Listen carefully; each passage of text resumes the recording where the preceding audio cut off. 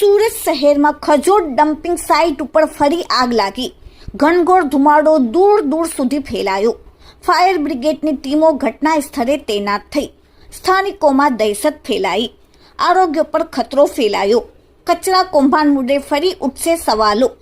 વારંવાર ખજોડ ડમ્પિંગમાં આગ કેવી રીતે લાગે છે?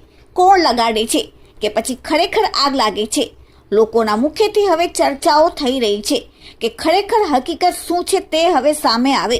પરંતુ સવાલ એ થઈ રહ્યો છે કે આગ લાગવાથી ધુમાડા દૂર દૂર સુધી ફેલાઈ રહ્યા છે, આરોગ્ય પર ખતરો વધી રહ્યો છે અને કચરાના કૌભાંડ મુદ્દે વારંવાર સવાલો ઊભા થઈ રહ્યા છે. સાથે લોકો જીપીસીપી અને એસએમસીને પણ સવાલો કરી રહ્યા છે કે આનો નિકાલ ક્યારે થશે. Bureau report, daily India TV, Surat.